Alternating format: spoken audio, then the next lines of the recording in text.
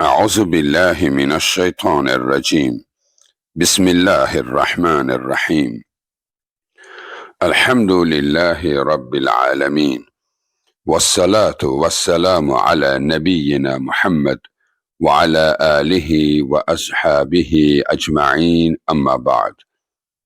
السلام عليكم ورحمة الله وبركاته. Değerli Müslümanlar, elbette ki bizi yaradan Rabbimiz bizim yaşamağımız üçün, ehtiyaclarımız üçün istənilən hər hansı doğru olan bir işə addım atarkən bizə kömək etməsinə söz vermişdi. Əlbəttə ki, o bizim Rəbbimizdir. Dua edərkən yalnız ona dua edirik. Ehtiyaclarımızı yalnız ondan istəyirik. Dara düşəndə onu çağırırıq. Sıxıntı yaşayanda onunla dərdləşirik. Əlbəttə ki, o bizim Rəbbimizdir. Bizə hər bir varlıqdan yaxındır və bizi onu qədər gözəl, qiymətli dəyərləndirən başqa heç bir şey ola bilməz. Amma üç növ insan vardır ki, onlara yardım etməyi Allah öz üzərinə haqq götürmüşdü. Yəni, o üç qrup insan üçün Allah demişdi, özümə borc bilirəm ki, onlara kömək etməliyəm. Ona görə bu üç nəfər sayılacaq, biz də diqqətlə dinləyək. Bu üç qrup olan insan, bax bu üç işi görmək istəyəndə qorxma.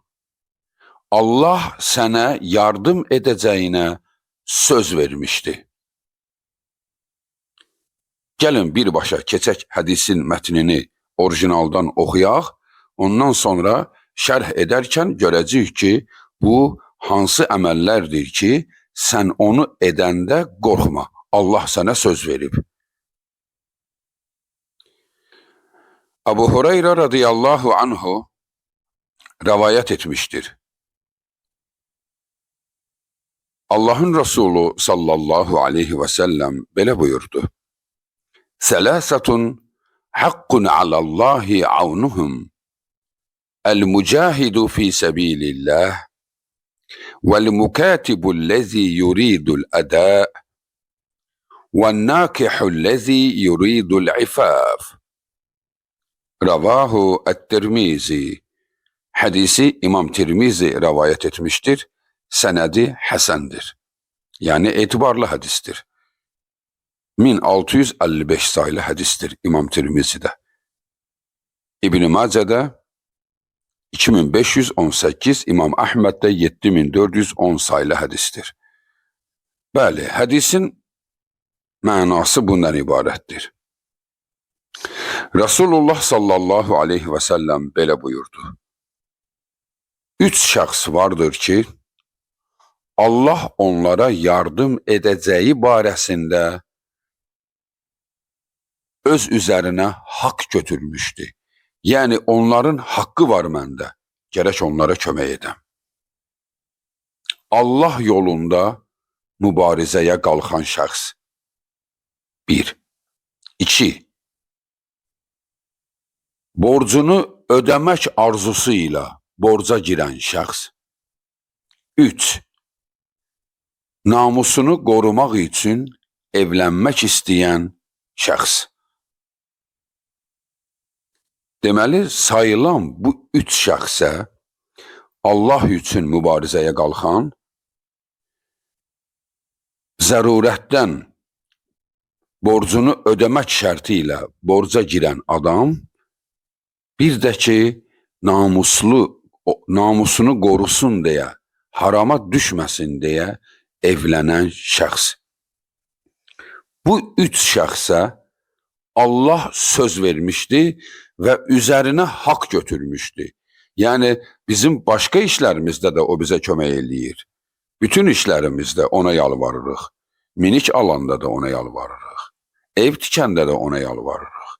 Geyim də alanda, yemək də yeyəndə, müalicə də edəndə, hər işimizdə biz ona yalvarırıq və bizə yalnız o kömək eləyir.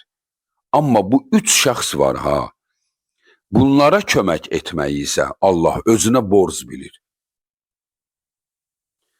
Dəyərli insanlar, bu üç şəxsin təhlilinə, incəliyinə keçməmişdən öncə bunu diqqətinizə çatdırım ki, bu üç hal var ha, Allah Subhanahu ona görə bu üç halı xüsusi olaraq vurğulamışdır ki, çünki bu üç hal həm insanlığın, həm də şəxsin özünün ayaq üstə qala bilməsi üçün ən vacib halıdır. Ən vacib halıdır. Yəni bu üç hal insan üçün həyatda ediləsi çox çətin işlərdir. Evlilik nə qədər çətindir? Əlbəttə ki, evlənmək asandır. Amma ailəni qorumaq, namusunu çəkmək, ehtiyaclarını ödəmək, şeytanın ortaya saldığı konfliktlərə səbr etmək, bu nə qədər çətindir? Bu asan deyil. Bunu yaşayanlar çox gözəl bilir ki, bu asan deyil. Ailə olmaq, ailə başçısı olmaq, ailə üzvü olmaq, ailəni idarə etmək, həqiqətən də zaman getdikcə, inkişaf olduqca, bütün buna baxmayaraq, ailə bağlarını qorumaq daha da çətinləşmişdi. Ona görə Allah Subhanahu isə öz quluna söz verir. İffətli ol, mən sənə yardım edəcəyəm.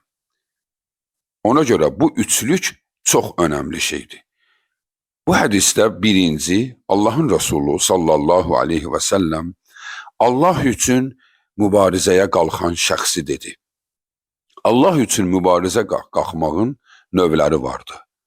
Bəzən var dövlətinlə Allah üçün mübarizə aparırsan. Pul xərcləyirsən, yoxsulları sevindirirsən, Allah üçün məscid tikdirirsən, oxumaq istəyən uşaqlara kitab alırsan, məktəb geyimi təşkil edirsən və yaxud da ki, şərait yaradırsan oxusun deyə, müəllim haqqını verirsən ki, oxusun, elm alsın. Bir bu cür mübarizə var, buna da cihad deyirlər. Allah üçün, Allahın dini üçün cihad edir bu adam. Xırda iş deyil. Nə qədər müsəlmanlar vardır, insanlar oxusun deyə onlara yardım edirlər. Tanıdığımız və tanımadıqlarımız, gör nə qədər insanlar vardır. Onlar bu xeyriyyətçiliklərini edirlər. Allahın dini davam etsin deyə xeyriyyətçilik eləyirlər. Gəncləri oxutdururlar. Ya bu usulla mübarizə aparır, ya elmi ilə mübarizə aparır ki, bu da Allah dini üçün cihad sayılır. Yəni, elmi ilə mübarizə aparır. Dərs verir, insanlara Allahın dinini öyrədir və bu cüra öz əlində olanları ilə mübarizə aparır. Bir də vardır, canı ilə mübarizə aparanlar. Bu, ən çətin və ən qiymətli olanıdır. Elmdən də, var dövlət xərcləməkdən də. Əlbəttə ki, elm olmasa, bu döyüşməyin nə faydası? Amma hər üçünü böyür-böyrə qoyduqda, bir insan üçün ən qiymətli şey onun canıdır. Bir insan canını təhlükəyə atıbsa, ölüm ilə üz-üzə. Bu, ən çətin olanıdır. Ona görə də dinin zirvəsi adlandırılmışdı, Allah üçün cihad etmək. Cihad da o deməkdir ki, onu heç kəs arzulamamalıdır. Heç kəs. Baxmayaraq ki, dində ən zirvə olan bir əməldir cihad etmək. Amma kim onu arzu edərsə, o zaman o, Allahın xoşuna getməyən insandır. Çünki insan döyüşü arzulamaz. İnsan ölümü arzulamaz. Döyüş, qadınların dul qalması, uşaqların atasız qalması deməkdir. Döyüş, bir insanın bir ömür şikəst olub yarıcan yaşaması deməkdir. Döyüş asan deyil. O film deyil ki, ona baxasan. O həyatdır, onu yaşayırsan. Bu asan deyil. Ona görə də ən çətin olanı Allah üçün döyüşməkdir. Allah üçün döyüşmək. Var dövlət üçün, milli zəmində, şəxsi zəmində deyil. Allah üçün döyüşmək. Bəli, dəyərli insanlar. Ona görə də deməli bir insan Allah üçün bu mübarizəyə qalxıbsa, ya döyüşə girib, ya pulunu xərcləyir, ya da ki, dəvət etməyə başlayır. O bilsin ki, Allah ona söz verir ki, mən sənə yardım edəcəyəm. Yardım o demək deyildir ki, hər döyüşə girənə Allah yardım edir, qələbə çalsın. Yox, əgər belə olsaydı, bəs bu şəhidlər nə üçün idi? Yardım bilirsən nədir? Sən hansı məqsəd ilə ora gedirsən, ha? Allah səni o məqsədə çatdırmağına söz verir. Sən ki arzu etdin, Allahım, sənin yolunda mübarizəyə girirəm. Ey Rəbbim Allah, bununla mən istəyirəm ki, məni ən uca zirvəyə yetişdirəsən. Bunu arzu etdinsə, sən döyüşdən salamat evinə qayıtsan da, Allah sənə o zirvəni verəcək. Hökmən deyildir ki, ölüb şəhid olasan. Yaşasan belə, sənə Allah o zirvəni verəcək. Bir usulla səni ora çatdıracaq. Və yaxud da ki, pulunla xərcləyirsən Allah üçün. Niyyət etmisənsə, bu işə başlamısansa, Allah sənin o qiymətini verəcək. Allah səni o ucalığa qaldıracaq. Çünki sən Allah üçün varını, dövlətini xərcləyirsən. Və yaxud da ki, elminlə mübarizəyə qalxmısan. Qorxma. Baxın, dəyərli insanlar, günümüzdə bir qrup savadlı gənclərimiz mübarizə apararkən çox qorxur. Çox qorxur. Yəni, bu düzdür, azlıq təşkil edir. Yəni, əlhəmdülillah ki, əksəriyyəti hünərlidir, qorxmadan mübarizə aparırlar. Yəni, bəzən belə də olur ki, yəni, birdən bir şey olar, birdən hadisə törənər. Baxın, mübarizə aparan insan, Allah üçün, Allahın dininin mübarizəsinə qalxmısansa, sən elmlisənsə, bilginən, sənin əlindən qan tökülməməlidir. Dəvətdə döymək yoxdur. Dilin var. Sənin silahın, atomun, qılıncın, hər nəyin dilindir və zəkandır. Qorxma. Başına nə gələcəyindən qorxma. Ən qorxulusu Sırat körpüsündən keçməkdir. Qorxulusu həbsxana deyil. Qorxulusu xəstəxanaya düşmək deyil. Qorxulusu körpüdən cəhənnəmə düşməkdir. Sən körpüdən özünü xilas et.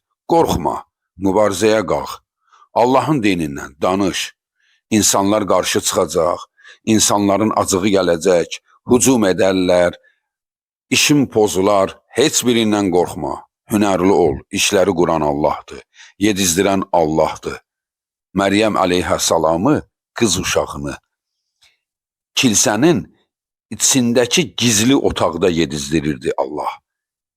Zəkəriyyə əleyhissalam Məryəmin süfrəsini görəndə dəhşətə gəldi. Məryəm, bu nədir sənin qabağında? Bu nə yeməkdir? Əvvəl şübhələndi. Yəni, kim gətirib bu yeməyi sənə? Dedi, Allah. Zəkəriyyə əleyhissalam peyğəmbər olmasına baxmayaraq, onu dəhşət bürüdü ki, fəsli olmayan, yəni dövrü olmayan meyvələr bunun süfrəsində. Allah onu ən gizli otaqda yedizdirir. Allah qayanın içində həşaratı yedizdirir. Allah yedizdirəcək səni, qorxma. Ola bilsin zəngin olmayasan. Amma Allahın yanında hörmətin olacaq. Dəvət aparanda, mübarizə aparanda qorxma. Dəyərli dinləyicilər, bu hamınıza aiddir, ha. Bu, İslam təhsili almış insanlara aid deyil təkcə. Hamınıza aiddir. Baxın, hal-hazırda dərs gedir. 3 xislət sayılacaq burada. Sən bu 3 xisləti əzbərləyib, gedib kiməsə danışacaqsansa, sən deməli Allahın dini üçün mübarizə aparırsan. Sən gedib bir nəfəri başa salacaqsan ki, qorxma, mübarizə aparanda qorxma, danış, haqqı de. De, bu olmaz. Olmazsa deyəcəksən, olmaz. Doğum günü etmək olmaz. Qoy acıqları gəlsin. Qoy insanlar desin, burada nə var? Bu boşboğaz danışır. Burada nə vardır ki, nə yaxşı işdir. Qoy nə deyirlər desinlər. Allah öz bildiyini edəcək. Sən de, sən Allaha özünü göstər. Allah isə səni qiymətləndirir. Bəli, deməli, birinci Allah üçün mübarizəyə kim qalxdısa, Allah özünə söz vermişdir ki, mən ona yardım etməliyəm və yardım edəcək. Allahın Rəsulunu dəvət apararkən balaca uşaqlara daş verdilər və bir də şirniyyat verdilər ki, bunları yiyin, bu adamı qovun. Təsəvvür edin, yaşlılar oturublar, balaca uşaqlar hərəsi qucağında, qurşağında daş, Allahın Rəsulunun başına, gözünə vura-vura qovurlar onu. Allahın Rəsulu sallallahu aleyhi və səlləm öz xatirələrində deyir ki, mənim həyatımın ən utanc günüm o gün idi. Mən deyir, utandığımdan bilmirdim ki, hara gedim, yer alasın mən itim, hara gedim ki, mən bunlar məni görməsin, elə utanırdım. Baxma, o yaşında bir kişi, 40 yaşını keçmiş bir insan, dövrünün ən hörmətli ailəsinin üzvü və hər kəs də vaxtı ikən ona hörmət edib, indi isə o Allahın dinindən danışır deyə, Allah təkdir deyə, Allahdan başqasına dua etməyin, ibadət etməyin dediyinə görə indi onu alçaldırlar. Onu alçaldırdılar.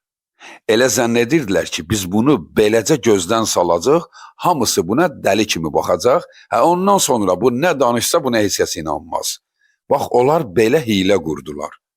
Gör nə oldu? Allahın Rəsulu bugün yeryüzünün ən hörmətli insanıdır. Hələ yeryüzünə onu kimi, onu qədər hörməti çox olan birisi gəlməyib. Təbiidir ki, peyğəmbərlər müstəsnadır, biz peyğəmbərlər arasında fərq qoymuruq. Yəni, bəşəriyyət olaraq Muhammed sallallahu aleyhi və səlləmdən sonra bu günə qədər. Görün, neçə milyardlarla insan onun adını eşidəndə sevincindən gözləri dolur. Allahın Rəsulü Muhammed sallallahu aleyhi və səlləm. Gör Allah onu necə sevir. Görün, mələklər onu necə sevir. Amma insan onu alçatmaq istədi. Bax, bu bizə ibrətdir. Səni kim alçaltmaq istəyir istəsin? Səni Allah ucaltmaq istəsə, heç kəs səni alçalda bilməyəcək. Bu bir. İkinci, Allahın yardım etməsini özünə vacib bildiyi şəxs ailəsinin ehtiyacını ödəsin deyə, dərdinə dərman etsin deyə, borcunu ödəmək arzusu ilə borca girən şəxs. Ey Allahın qulu, qorxma, Allah sənə yardım edəcək. Amma hər iş üçün borca girmə. Çox zəruri olsa borca gir. Ona görə də bir insan ev tikirsə, bir insan hansıysa ailəsinin yaxşı dolandırsın deyə bir xərcə, borca girib bir iş qurursa və bu işi qurarkən hökmən onun həyatının ən birinci problemi qarşısına bunu qoymalıdır. Nə olursa olsun, mənə pul verən adamın pulunu qaytarmalıyam. Allaha dua edib bu işə başlasa, illa ki 2 rükət istixarə namazı qılıb. Bəli, dəyərli insanlar, belə iş görəndə, yəni biznes quranda 2 rükət istixarə namazı qılmaq lazımdır. İstixarə sözünün mənası xeyri Allahdan diləmək deməkdir. İstixarə, yəni xeyri Allahdan diləmək. 2 rükət namaz qılıb, namazda Allaha dua edirsən ki, Allahım, bir iş görmək istəyirəm. Allahım, ailəmi saxlamaq istəyirəm. Kiməsə möhtac olmaq istəmirəm. Allahım, istəyirəm ki, öz ayaqlarımın üzərində ailəmi qanatlarımın altına alım, ailəmə sahib çıxım. Kiməsə möhtac olmayım. Dərdimi gedib kimlərəsə danışmayım. Ey mənim ilahım, ey mənim ruzi verənim. Mənə ruzi ver.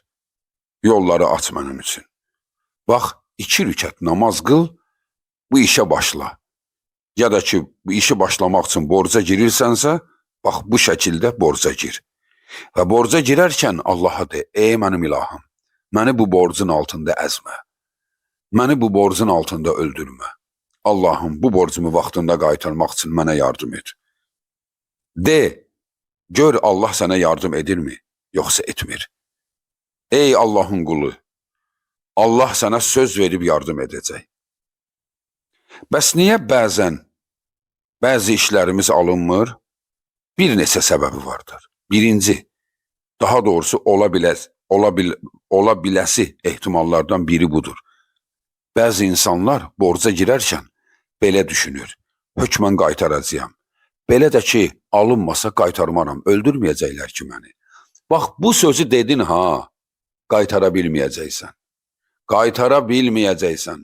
Çünki sən alarkən qaytarma ehtimalını yüngülləşdirdin. Olar qaytararam, olmaz öldürməyəcəklər ki məni. Qaytarmaram.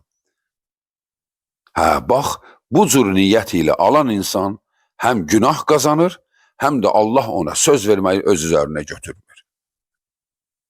Belə də ki, daha bizim hər dua edib görəcəyimiz iş alınmaz ki, belə olsaydı, yəni nə istəyirsənsə, dua edirsən və hamısı da qəbul olur, daha olmur ki, Peyğəmbər olub ki, illərlə dua edib. Yusuf əleyhissalam Allahın nəbisi idi, illərlə həbsxanada qaldı. Gecə gündüz Allaha yalvarırdı ki, Allah məni buradan çıxart. Çıxmırdı. Çünki Allahın da bir planı var. Yəni, belə düşünmək lazım deyil ki, Allah onu istəsəydi, başına bu iş gəlməzdi. Yox, ola bilər ki, borcun altında əziyyət çəkəsən. Allahın Resulü sallallahu aleyhi və səlləm insanlığın ən xeyirli insanı olmasına baxmayaraq, ölərkən bir Yahudiyə borc deyil, girov var idi onun yanında. Yəni, evinin əşyasını girov qoymuşdu bir kafirin yanında. Ondan borc arpa unu almışdı. Deməli, Allahın Resulü əslində ona borclu deyildi. Aldığı undan qiymətli şeyi onun yanına qoymuşdu. Omar radiyallahu anhu Allahın Resulü öldükdən sonra gedib onun borcunu bağlayıb, onun zirehini ondan almışdılar. Ki, Resulullahın zirehi bir kafirdə qalmasın. Belə düşünə bilərik. Bəs hələ yaşayarkən niyə bunu etmədilər ki, öləndən sonra etdilər? Cavab budur ki, onlar əsla bunu qəbul etməzdilər ki, mənə yardım edirsiniz, lazım deyil. Mən ailəmi öz ayaqlarımın üzərində saxlayıram. Ehtiyacım yoxdur. Yəni, kart açıb, o yardım etsin, bu yardım etsin. Nə bilim, bir hadisə olur, sosial şəbəkələrə çıxırlar, efirlərə çıxırlar, yardım edin, uşağım xəstədir. Allah şəfa versin onun övladına. Yəni, o qınanmır. Amma bəziləri vardır ki, bundan sui-istifadə edir. Yəni, sanki kiçik bir şeyi böyəldərək böyük bir məbləğ yığırlar. Yəni, bununla dərdin düzəlməyəcək. Bununla ağlamağım dayanmayacaq. Elə başqa şəkildə bu işə davam edəcəksən. Çünki səmimi deyilsən niyyətində. Ona görə də dəyərli insanlar, borc alarkən, borcu qaytarmaq arzusu ilə Allaha yalvarıb borca girirsənsə, Allah sənə onu qaytarmağını özünə söz verir. Və qorxma, Allah sənə yardım edəcək. Amma hər kiçik iş içində borca girmə. Çünki borc qorxuludur. Çünki başqa dərslərdə bu keçilmişdi. Borclu ölmək nə deməkdir? Sənin borcunu verənə qədər sən əzab çəkəcəksən. Bunu unutma. Ona görə də borclu olan adam hökmən ailəsində bunu bildirməlidir. Üçüncü, iffətini qorumaq üçün evlənən şəxsə Allah yardım etməsinə söz vermişdi. Nə qədər gənclər vardır? Evlənmir. Niyə? Yaxşı işim yoxdur deyir. Ev şəraitim yaxşı deyil deyir. Evlənmir. Amma Allah isə belə gəncə yardım etməsini öz üzərinə borc götürmüşdür. Qorxma. Necə ki, Nur surəsində də Allah Subhanahu taala evlənin, yoxsulluqdan qorxmayın demişdi. Qorxma yoxsulluqdan. Allah səni bir yol ilə yetişdirəcəkdir. O demək deyildir ki, evlənsin, zəngin olacaqsan. Bu da ola bilir, olmaya da bilir. Yəni, yaşayacaqsan, ayaq üstə qalacaqsan, hökmən arzulama, hər evlənən, adətən subaylar belə düşünürlər. Hər subay belə düşünür. Bütün problemimi həll edib sonra evlənməliyəm. Sən unutma, problem heç vaxt sonlanmır. Problem sonlanır Sırat körpüsünü keçəndən sonra. Sırat körpüsünə qədər heç vaxt, heç kəsin problemi qutarmır. Yalnız səfehlərdir, onların problemi yoxdur. Normal ağlı başında olan insanın dağlar qədər dərdi vardır. Çünki onun ağlı başındadır. Ağlı başında olan insan rahat olur, rahatlıq yoxdur ki. Necə rahat ola bilərsən ki? Səni, övladını, sevdiklərini ölüm gözləyir, xəstəlik gözləyir, düşmən var, təhlükə var, hər bir şey ola bilər. Bütün bunların altında insan necə rahat yaşayır ki? Rahatlıq yoxdur dünyada. Yəni sən elə zənn etmə ki, bütün işləri həll edib evlənərsən. Yox, qorxma, evlən. Allah sənə bir yol açacaqdır. İffətini qorumaq üçün, Allah rızası üçün evlənirsənsə, Allah səni qoruyacaq. Yoxsa evlənirsənsə ki, bu adamın zəngindir, bunun ailəsi güclüdür, bunlarla qohum olsam, mən də özümə bir gün ağlayaram. Bax, bu cür işlərlə evlənmək icazəlidir, amma sənə söz verilməmişdir ki, sənə hökmən yardım olacaq. İffəti qorumaq üçün evlənmək lazımdır. Yəni, evlənmək lazımdır ki, harama düşməyim, zina etməyim, gözüm yanlış yolları gəzməsin, ailəm olsun, ailəmlə kifayətlənim. Bu da iffətli adama aiddir. Təsəvvür edirsinizmi? Getdikcə, vaxtı ikən kafirlərə güldüyümüz xarakter, indi artıq müsəlmanların diyarındadır. İndi bir qrup insan evlənir ki, söz-söhbətin qabağını alsın. Evlənəndən sonra istədiyi həyatı yaşayır. Fikirləşir ki, evliyəm də, nicahlıyam. Necə ki, Avropalılar belə düşünürdülər. Evlilik deyir, bariyerdir. Evlilik bariyerdir. Evlənirsən ki, mühafizəyə girirsən. Yəni, ailəm var, qalanını özüm bilərəm.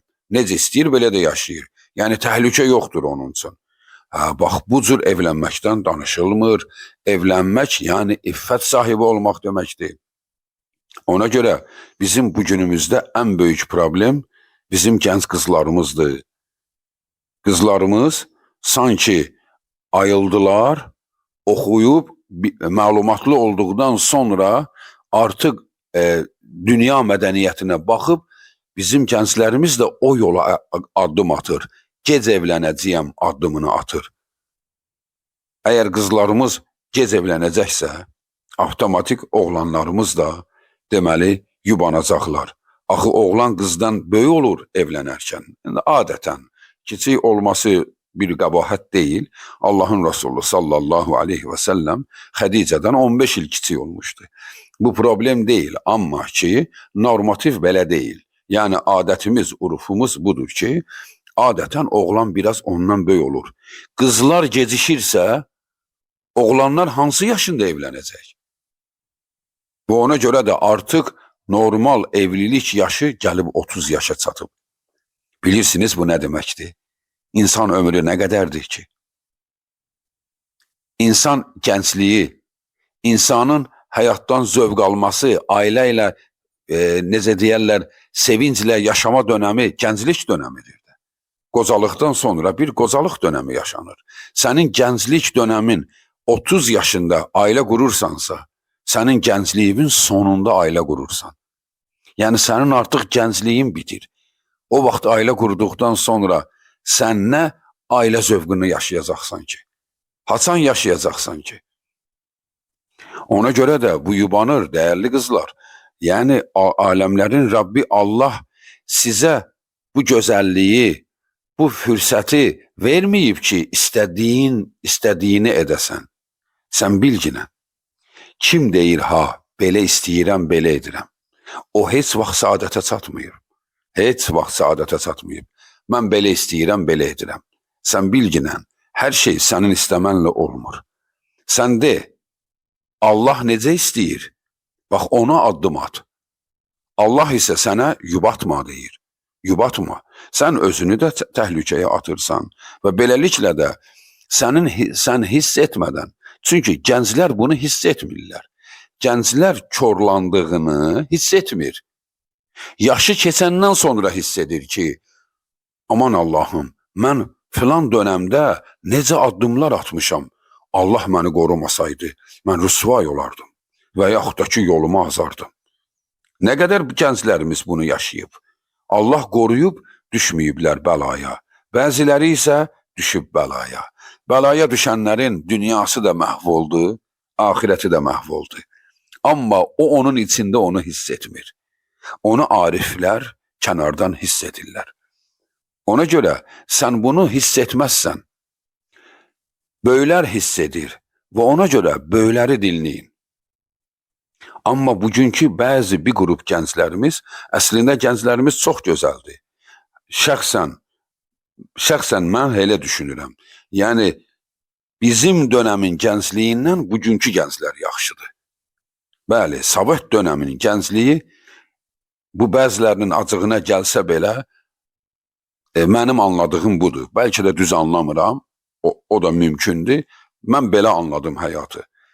Yəni, Sovet dönəminin gəncliyi normal deyildi. Yəni, bəzi rayonlar özü ilə ölçməsin.